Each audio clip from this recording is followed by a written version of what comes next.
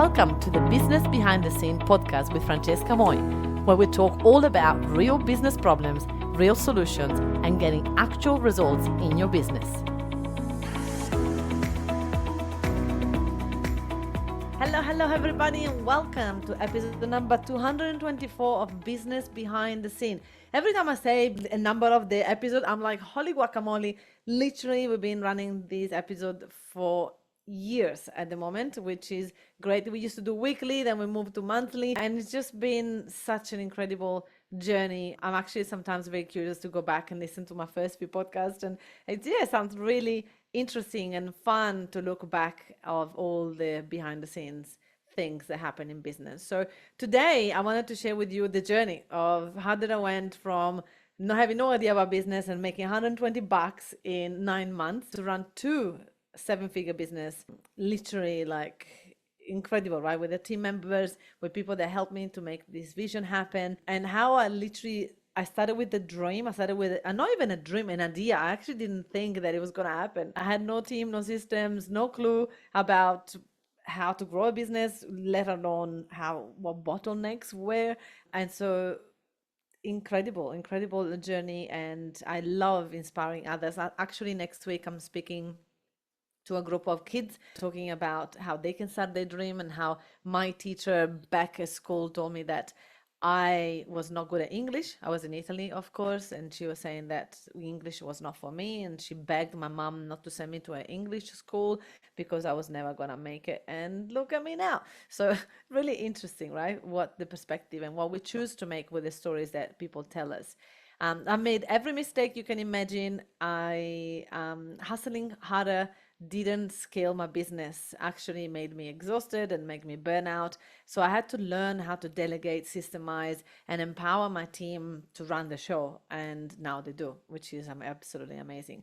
So it wasn't about scaling the business to 7 figures. Both businesses wasn't about working harder, working more hours, but it was about finding the bottlenecks in my business and finding a way to eliminate them, and then not eliminate them myself, but delegate that to my team. And that's the other thing that people do. They're like, I found the problem, I'm gonna fix it. No, you find the problem and then you need to get your team to help you fix it. And that is something that not many people can do, because it jump in perfectionism, it jump in fear or not, they're not going to do it right. It jumps in as faster if I do it. All the things come to mind, and we, in the meantime, lose business, lose momentum. So we need to build a team, delegate effectively, create systems that will support your growth. Warren Buffett backs me up. And he said things like, the difference between successful people and very successful people is that very successful people say no to almost everything, which means you say yes to the things that move the needle, which is the most important thing. So I shared this story in another event, and someone said, AP from Brisbane said, hearing Francesca's story and how she scaled was inspiring. It gave me a clear blueprint of my own team and systems.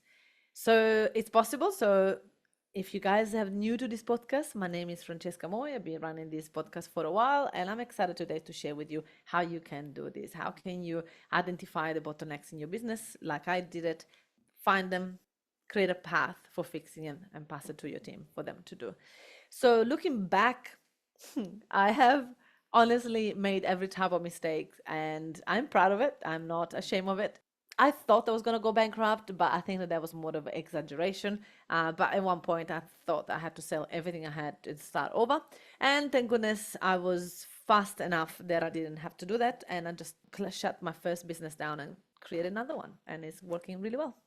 So, and by the way, when people hear the story, if I say it like this, they're like, what did you do in that business? Nothing. It was just like an event business that was dying down automatically because of COVID. So I had to either watch it die, or I had to hurry up and start something else that was more scalable, more online, without having to rely on the government opening up the doors of the country or not. One of the things that really helped me was to really find ways for me to free myself out of doing and get myself in a role of running the show and delegating things. And so the question was, which repetitive task are slowing the growth of the business down?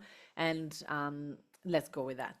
So I had to then hire and train VAs to take ownership of those tasks and set clear expectation, KPIs, and accountability. And this was one of the hardest things for me to do, because I am not very detailed, and I'm like, oh yeah, everybody's clear what they wanted to do, and they were not. So very, very important that if you are answering this question, oh yeah, everybody knows what they have to do, ask them, because you'll be surprised how many people might not know exactly what they're expected to do.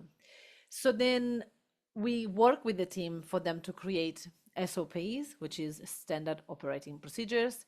We create procedures that help them understand what they need to do, so that procedure that they can hold and keep them accountable and help them run the show for you, and then be clear on the outcome and give them decision-making authority so they can actually make decisions. And obviously different levels of decisions, but that is priceless, because it's everything comes back to you and they have to wait for you to say yes to something. Then we're back to bottlenecks. We're back of you being the bottleneck because you don't have time to go and reply to everybody.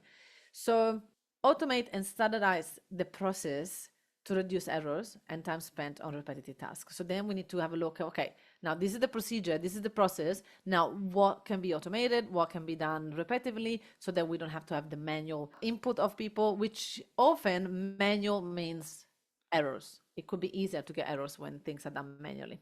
And so once that's all happened, it's all in place, and you watch your team doing it a few times and you're like, yep, you guys are nailing it. That's when we get out of doing, get out of micromanaging, get out of checking too much. Every now and again it's good to have a meeting and check things, but to just, because doers don't do what checkers don't check. So it's very important for us to every now and again check, because when people know that someone is checking, they will pay more attention on what they're doing. If someone does a report and nobody's ever checking on that report, eventually they're going to stop filling out that report, because it's obviously a waste of time.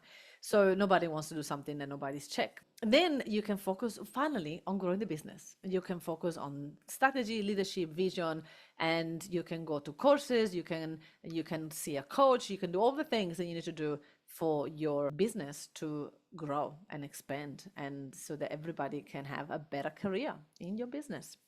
So if this is something that you're listening to and you go, oh my goodness, I love this, I would love to expand on this. I am spending 3 hours in a face-to-face event. Yes, I'm going back to events.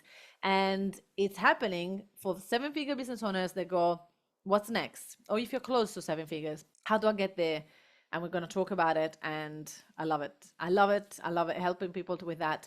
So come along. If you're not in Brisbane and you want to check this out online, I also have that online. So reach out to my team, go to my website, Empowering Virtual Solution, and find us. I'll see you there. Thank you so much for listening. I'll see you at the next episode. Thank you so much for listening to this amazing podcast. Now, if you enjoyed this, you're definitely going to love my Facebook group, where I've got over 11,000 people in it, and they're all business owners successful like you. It's called the Successful Entrepreneur Lounge, and in there I do classes every week, and I get to interview my clients, and I get to teach you all the things that I've done to get my business to 100K plus a month. So I look forward to have you in there. It's called the Successful Entrepreneur Lounge Facebook group in Facebook. I look forward to see you there. Ciao.